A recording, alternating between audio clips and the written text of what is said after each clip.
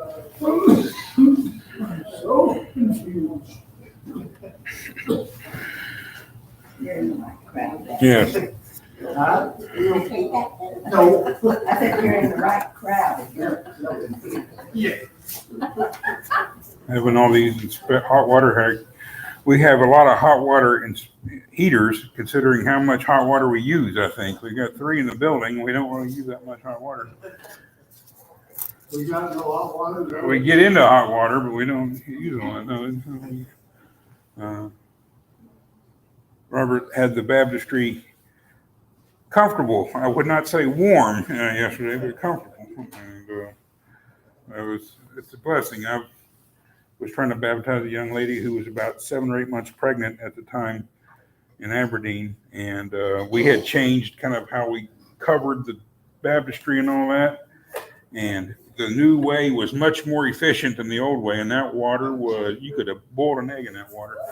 And as you ladies probably know, you can't get into really hot water like that when you're far along in your pregnancy anyway. You're not supposed to, at least that was my understanding. And so we had to go to some folks who had a swimming pool. They did not have it heated at all. It was chilly. It was quite chilly, but better too cold than too hot in that regard. So I don't think we had to worry about that problem yesterday, but the water was comfortable, I would say. Not warm, but comfortable. It was fine. Well, it said on 90. Yeah, it wasn't 90 degrees. It was fine. Okay, Exodus 20. We're going to maybe wrap up with Exodus chapter 20 today. We've been in it for a very long time. And when we're done, I'll send the handouts out sometime before next Wednesday anyway. We're going to go take a break from Exodus and study the book of James, and that'll take a couple of months, maybe longer. And then we'll come back and finish up Exodus chapter 21 through the conclusion. So we've already been kind of going through all of these laws. We won't go through the laws as at the same pace or whatever going forward. But these are, biggies. These are the ones that we kind of think about most often and kind of have been cited and maybe are familiar with our friends and neighbors, and maybe we get into discussions with them over these things sometimes. Verse 17, the 10th commandment: you shall not covet your neighbor's house.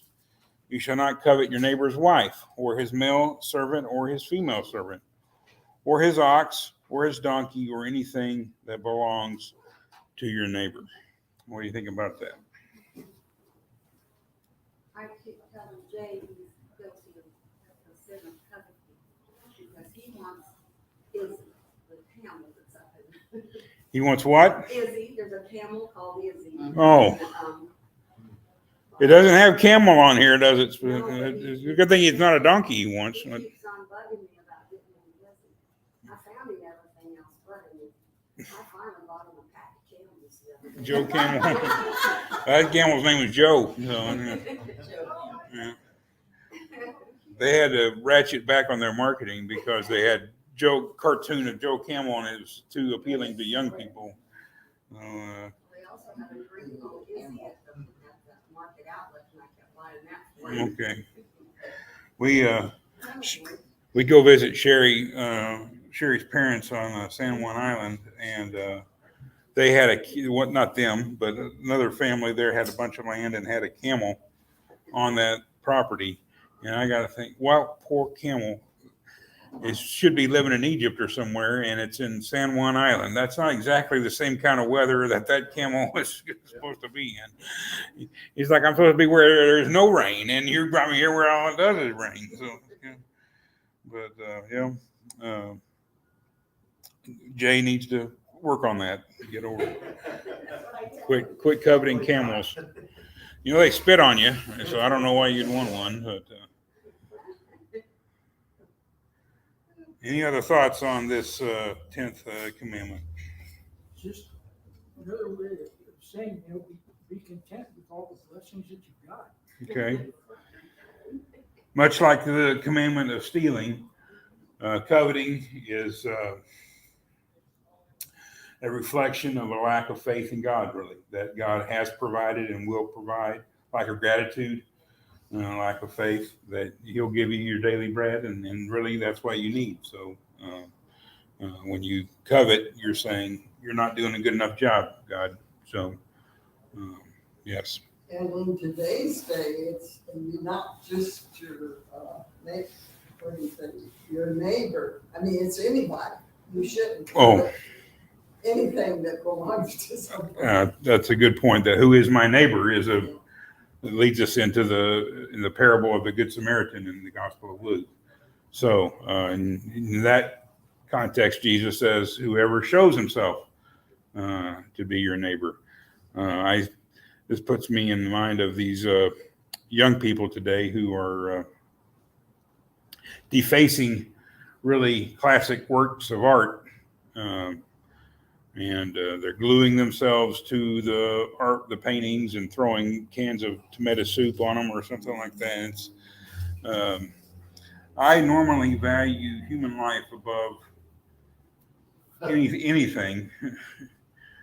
But when you go after a girl with a pearl earring, or if they go after the Mona Lisa or something like that, it's like, I'm not so sure your life is more valuable than that painting. Those are great works of art that have been inspirations and powerful statements to people across generations. So if it's not up to me, but if the Dutch authorities wanted to do something, then I wouldn't feel too sorry for the folks. So I think that there is a lot of coveting behind that. They can't aspire. You can always find something wrong with the culture or the people that were in it, especially if you go back and you kind of impose your values on the people 400, 500, 600, whatever it was years ago. And you can find flaws with people and you can find flaws with culture. A lot of those cultures and a lot of those people have done great things too. And if all you can do is point out their shortcomings, that's not much of a great thing on your part.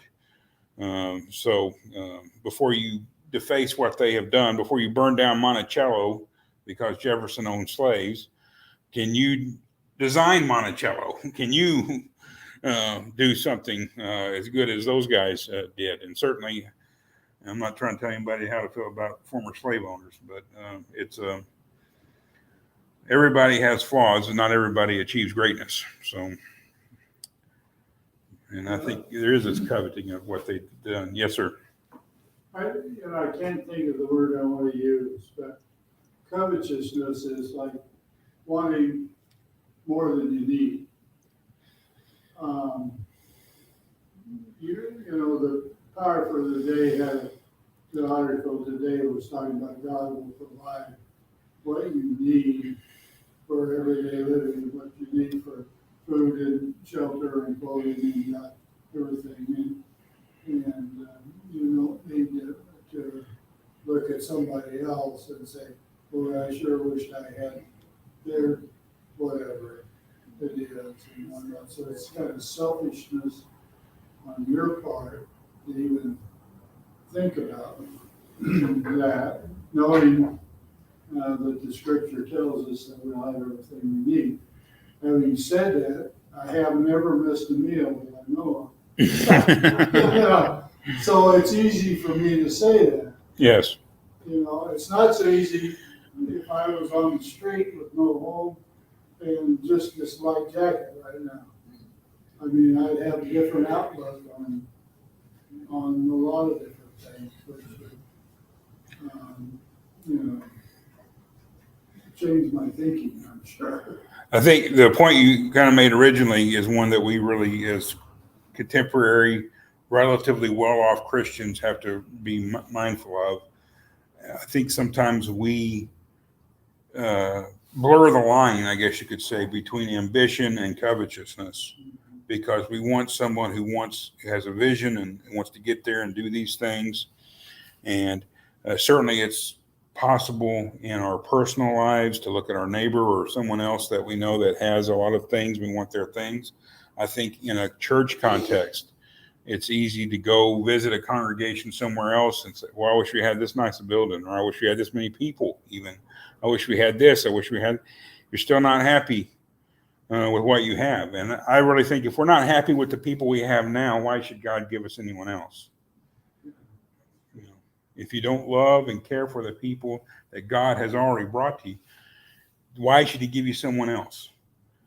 And I really think covetousness can take a lot of forms, especially not so much in this context. In the context that we read about in Exodus chapter 20, the covetousness that is denounced is actually not just desiring, it is making an attempt to acquire. It is is moving in that direction, conspiring. You may or may not actually put those conspiracies in motion, but you are angling, thinking about trying to deprive your neighbor. You don't want a camel better than his camel. You want his camel. You don't want a wife prettier than his wife. You want his wife. You know, and how can I acquire that? So adultery is also is seen as an expression of covetousness. So all these things kind of, like I said, we call them 10 commandments. That doesn't mean they're 10 completely distinct. And you could say there's multiple commandments in this one. Don't covet your neighbor's house. Don't covet your neighbor's wife. Don't covet that. You could say those are each separate commandments. But it ends with anything. Yes. So I think it's fair to call it one. But there's a difference between covet and a goal. I mean, you can have a goal to have something as good as somebody else, Mm-hmm. but the covet is you're wanting theirs. It's kind of here, especially the issue of being ambitious is it's what are you motivated by? What is driving you? Is it? I think the wealthiest people in the world. When I see, Bill Gates or Elon Musk or one of these people, I'm like, there is no way in the world I would ever acquire that much money, even if I had that kind of success, because I would have quit way before then. As soon as I'm comfortable for the rest of my life, I'm selling out, cashing in my chips. I'm done. I'm going to go live in a condo on a golf course in Arizona or something like that. I'm just going to take it easy. So I would never be the richest man in the world because I wouldn't stay around long enough in business to get to that level. But sometimes we want people to be more ambitious, or we want ourselves to be more ambitious. But we have to be careful that what we're not really doing is coveting what other people have acquired. Yes, ma'am. Well, the Hebrew word for covet is slaughter. Is shemad, and when you take covet is a really strong word.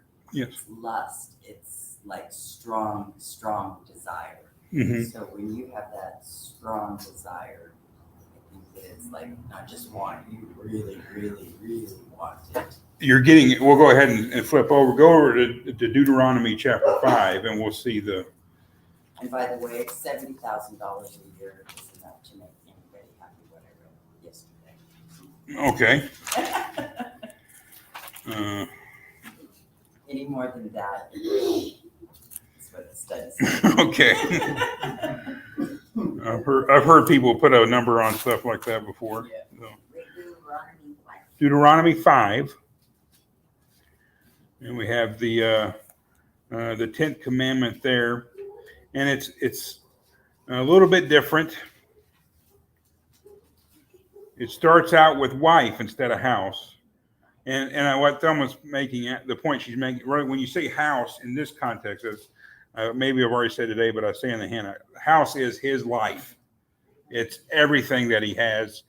And again, the Bible recognizes personal property, that you have a right to the things that belong to you, and that they are part of who you are. So you are really, in a sense, hating the other person, basically wanting them dead. So it's almost murder. It's that kind of. That's how strong Yes, it is. it's strongly denounced. verse 21, you shall not covet your neighbor's wife, and then you shall not desire and your neighbor's house, his field, or his male servant, or his female servant, his ox, or his donkey, or anything that belongs to your neighbor. So this is a slightly different, and I think an important difference. The idea of desiring. This is kind of coming back to what Dahlia's talking about, which is it is the covetousness has to do with actually trying to acquire. 40 years later, after they wandered in the wilderness, and Moses has seen the 10 Commandments in force, Moses retelling these commandments expands on that. Do not desire the things. But with the wife, it's still covet. Don't try to manipulate and work your way in to acquiring his wife. Don't desire his material possessions, what makes up the rest of his household. And you're not trying to better yourself. If you have a goal to reach and want something in a goal, you're bettering yourself to be a better Christian and a better person. You're not wanting somebody else's while you do nothing to better yourself. And coveting, it's gimme, gimme, gimme. Right.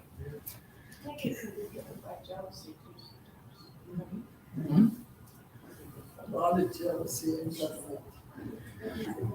I had a friend back in Arkansas. His dad was a professional bass fisherman, and he took me out on a local lake one time on his dad's professional bass boat. And we went across that little bitty lake. We were going at 70 miles an hour across the top. And if you've never gone 70 miles an hour on water, it's like 150 on land. I mean, it is moving.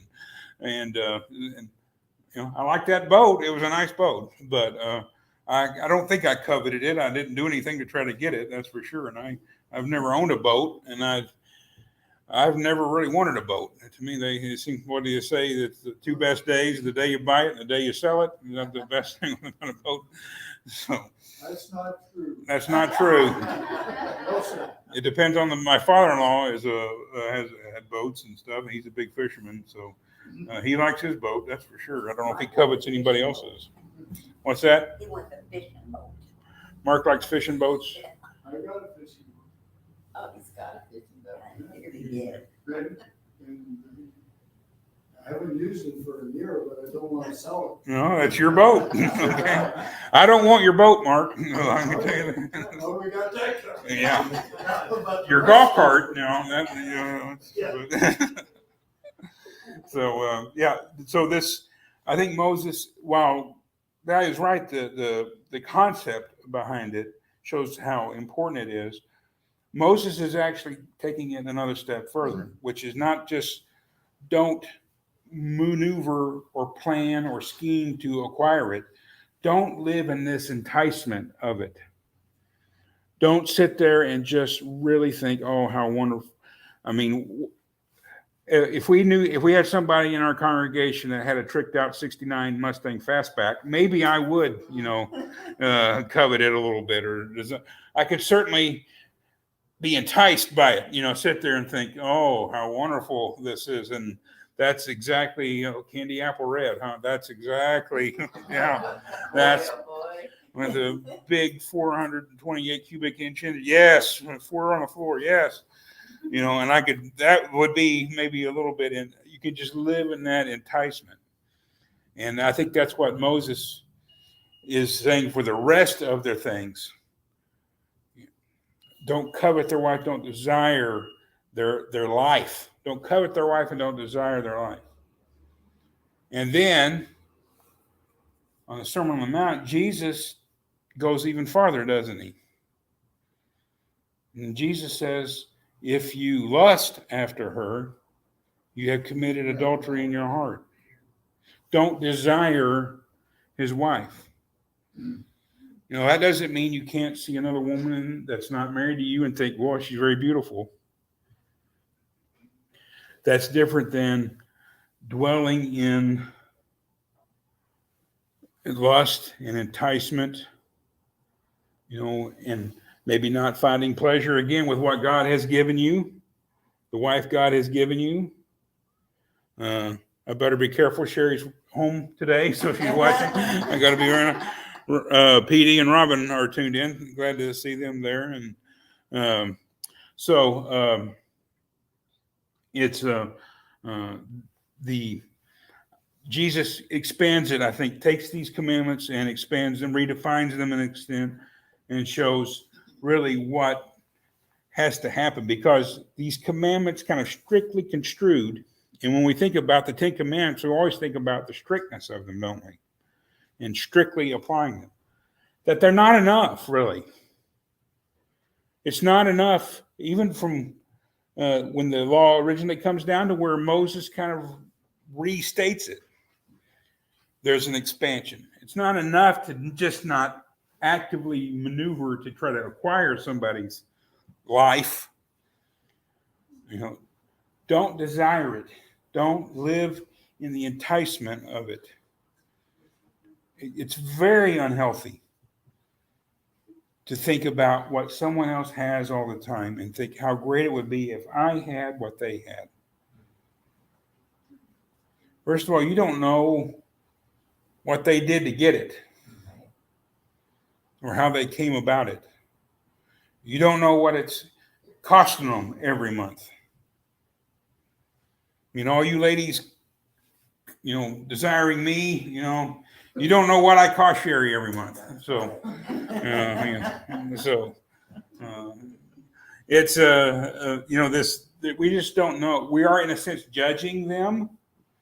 We're judging ourselves. We're judging God, and saying God hasn't really provided enough. That He hasn't given me my daily bread. He hasn't given me what I need, and we should be content with the things God has brought into our lives. What's that? Don't want what you can't have. What's not what you can't, what belongs to somebody else. You can't have. And it is one thing to admire it. It's another thing to sit there and really desire it and live in that enticement of it.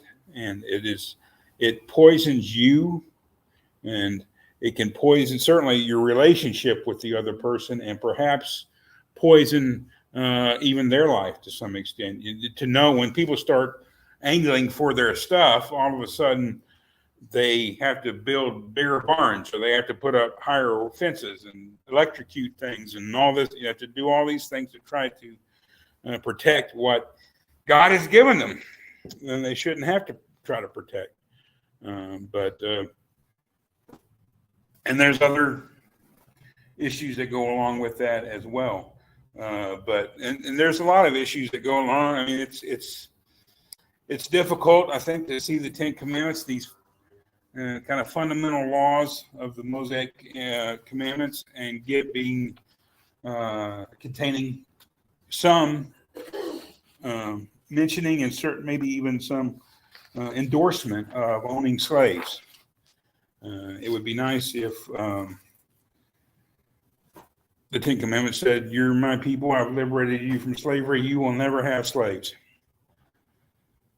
Wouldn't that be a wonderful? And it would have been great.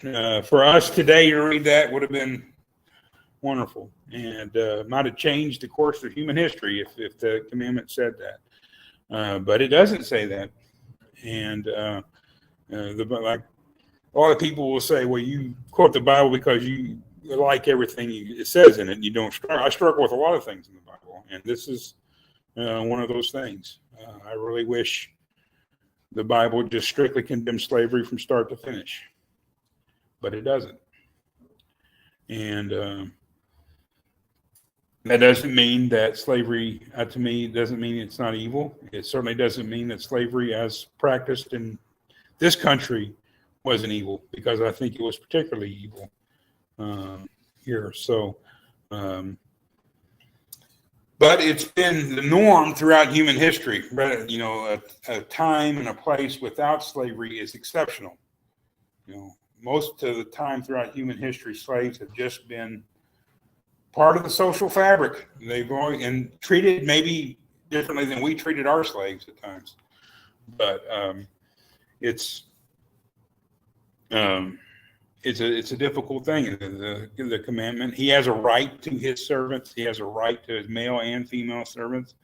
And when we come back and we look more closely at some of the provisions of the Mosaic Law, particularly the difference between the treatment of male servants and female servants, even if they're Israelites, especially if they're Israelites, is not easy. It's not comfortable for us.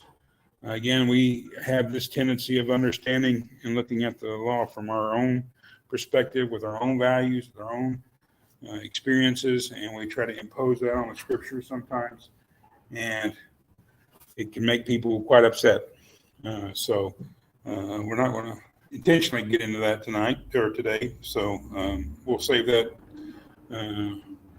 for another time. I'll give you a notice, and you can bring your derringers if you want to shoot me while I talk about it. So I'd hate for anybody to go away mad without being able to shoot their gun at me. So back in Exodus chapter 20, we have about 10 more minutes, so let's go ahead and talk about the last section, verses 18 through 26. Wow, boy, a whole bunch of verses all at once. How about that? Verse 18 and following. All the people perceived the thunder and lightning flashes and the sound of the trumpet and the mountain smoking. When the people saw it, they trembled and stood at a distance. Then they said to Moses, "Speak to us yourself, and we will listen. But let not God speak to us, or we will die." Moses said to the people, "Do not be afraid, for God has come in order to test you, and in order that the fear of him may remain with you, so that you may not sin."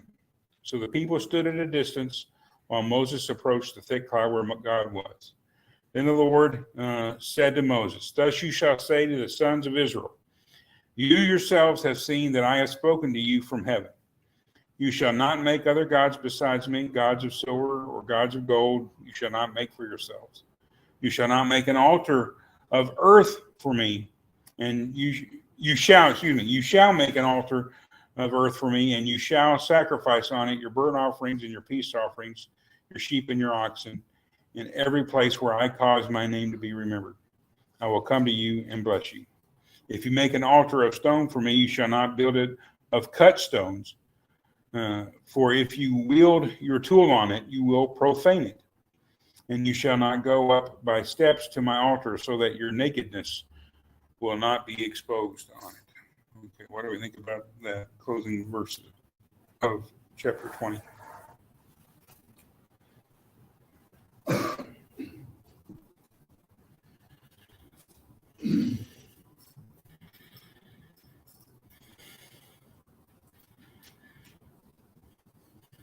You know, one of the things about an altar, when you think of an altar, you think of a very precisely built piece that they worship or had their sacrifice on. And then here it says, build it with rocks or dirt or whatever. Don't use any tools on it, so it's going to be very crude in its appearance anyway. And whatnot. But, yeah. And low to the ground, so that they can offer the sacrifices on without ascending. Yeah. It will be, or it would be in this case. You know, I mean, it's just something I never really ever thought that much about. You know, you see the pictures of the altar that are drawn by somebody, and they're obviously, you know, very uniform and got it from so. Now this may change later on. Well, Right now, they're doing it out in the wilderness. they end up, of course, with in the monarchy with a very elaborate temple. Of course, God did not want them to have a monarchy, so that was an accommodation. And God originally is pretty resistant to the whole idea of having a temple, and then certainly doesn't want David to build it for him. So, you know, this kind of, in a sense, the elaborateness, the tangible aspects of the worship evolve and, in a sense, somewhat form idolatry, a level of idolatry. they become fascinated with these tangible items. They need them to worship God when God is content with the most basic of things, which are still tangible in a way, but they're kind of maybe their idolatrous nature, even though they're not supposed to be worshiping false gods, they do. And over time, it's not really being dealt with. And God is, even in this, kind of accommodating, even though they're not false gods, there's this need for a physical thing. And God is accommodating what they're used to and what they expect and what they see around them to some extent. They can't feel content if they don't have, perhaps they're coveting their neighbor's religious practices. Why can't we have all of these really nice things? Well, if you look at their neighbors in the temples that they had for their false god, for one thing, they had temple prostitutes, didn't they? Male and female. And they actually had pretty high status in a lot of those ancient societies. They weren't, looked down on, you're a horrible person for doing that. This is a person serving in our faith and our religion. It's got some status that goes along with it.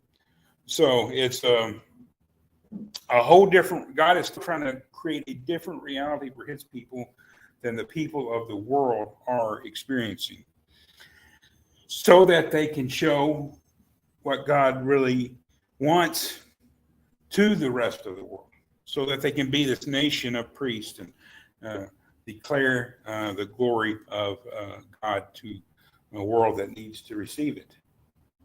And as Mark's talked about, the cut stones, if they use a tool on it, it says you will profane it. And we've talked a little bit about that in context of the name of the Lord. To profane the name of the Lord is not what we mean by profanity. We lump everything sometimes in our context. Every word we don't want to hear gets lumped into that's profanity, when profane really just means common.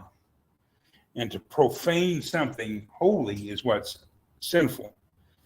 The name of the Lord is holy, and if you use it in a common context, that is profaning it. To use the altar of the Lord to grill up some steaks for dinner, just for that would be profaning it. Now, at the same time, many of the burnt offerings were fellowship offerings. They would sit down and have a meal after. They would have a barbecue. It would serve that purpose too. But if it's not the sacrifice that it's supposed to be, then it is profaning it.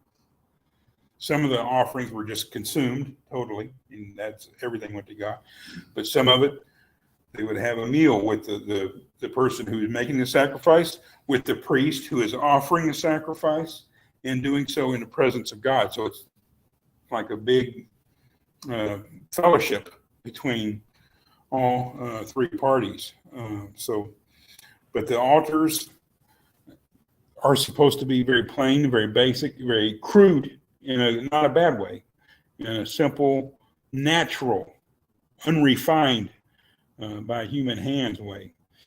To do so differently is to profane it. God makes things a whole lot prettier than we can ever make them, I think. So we tend to make things less pretty than God. Even those beautiful paintings I was talking about, the women who posed for them were probably prettier than the artist could capture on ink. So I'm not lusting after them. They died a long time ago, so no problem there. But it is this, these passages locate the commandments in the story of the people of Israel, that these are not just some words put up on a wall somewhere and basically disregarded. This is going to be in their experience as they go through life. This is something they have to deal with, something they have to live by. And worship is an integral part of being an Israelite, of being a child of God through the Mosaic Law. And it's something that a lot of people today, they want to be spiritual, they say, but they don't want to be religious. They like Jesus, but they don't like the church. And I can understand it, and some people have had some very difficult experiences in church settings. But if you're like Jesus, you've got to be religious. Jesus was thoroughly religious. He kept the law. He goes to synagogue. He goes to temple. So you can't be like Jesus just by going around and saying nice things to people all the time, saying you have love in your heart all the time. To be like Jesus is to worship God. God's people worship him. They worship him in spirit and they worship him in truth. But they worship him specifically and intentionally, not coincidentally. Not, I feel closer to God when I'm at the Seahawks game. Not, I feel closer to God when I'm in the Oakwoods. And I can understand how someone might feel that way. I mean, you're out in the wood. I can't see it at a Seahawk game where a bunch of drunks are yelling obscenities, but I could see it out in the Oakwoods. When you see the beauty of God's, creation. And I'm not diminishing it. I'm not saying they don't feel close to God in that setting, but and maybe even at a Seahawks game, when you see those bearing his image coming together in something that brings them joy, maybe that, I guess, I'm giving them the benefit of as much a doubt as I can come up with there. But God's people will worship him, and when they worship him specifically. That's exactly what we're doing, is worship. We're not doing everything else. Worshiping. And it should do so in a way that dignifies, reveres God, and humans as well. The whole warning about going up and, exposing your nakedness, nobody wants to see up your robes, It should be a dignified experience rather than something that is kind of humiliating. Any other thoughts on Exodus chapter 20?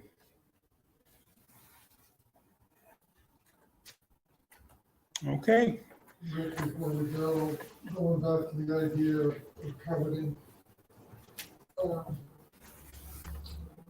with the person who has something and wants it in front of someone that doesn't want it to bear any burden. For example, one day Brother Mark was showing me his wonderful poem, and I had some great admiration for it. But I don't think I was coveting it, because my understanding was if the price was right, that boat might be for sale. Okay. So I don't think I really coveted it, but I definitely admired the boat.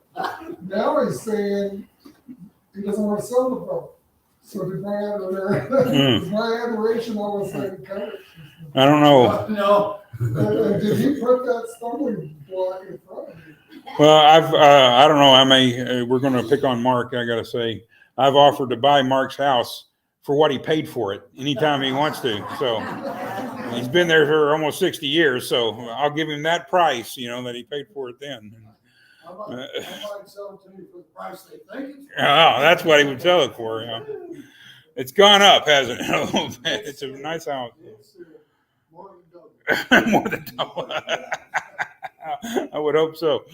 So it's these are issues, and I think the main point that you make, Ray, is that is very much a Christian prospect, and we'll look at that in the book of James about people who come into your assembly wearing really nice clothes, basically flaunting their wealth. And the commandment really isn't so much don't do that as it is, Peter maybe says that, but James's statement is more, don't show preferential treatment to people that dress nicely, the people that have the nicest clothes and, nice jewelry, and they pull up in the nicest cars and all of that. And, that is something that when we talk about modesty, we talk about it in terms of kind of what, don't expose your nakedness type thing. But the Christian concern with modesty is more, do not try to impress people with your wealth. And we don't really ever talk about that. We never look down our nose. I mean, I've been to, not here, but I've been to church where ladies were wearing mink coats and a lot of diamonds and all that stuff. And I'm not telling anybody what to wear and what not to wear. But I think our response to that doesn't mean it doesn't need to be mean. It doesn't need to be, we throw ketchup on them and scream at them that they're murderers because they're wearing fur. But it is also not to be blown away by that and court their favor. And that's a real, particularly in the Greco-Roman world, that was a real concern, was to try to court the favor, to get around rich folks and to be rich adjacent that way. You'll get some of their wealth if you can just get up next to them. And that's, warned against in the Proverbs too, and in the Old Testament. But hanging around rich folks is not going to put money in your pockets. I got news for you. I mean, they didn't get rich giving their money away. So they're probably not going to be super eager to just give it to you. You may get access and be able to sell them something that they want, build them a really nice bass boat or whatever. And that guy wasn't even rich. That was just really the tool of his trade. That's what he did for a living. So he needed a really good, fast bass boat to compete in the tournaments. All the other bass fishermen were going 70 miles an hour towards the fish. So he has to keep up with them. That's a good question. That's a good point. And it may be part of being a stumbling block to your brother as well. That if you really have ostentatious displays of wealth, that what you're doing is tempting them with coveting and desiring and lusting after things that are not theirs. So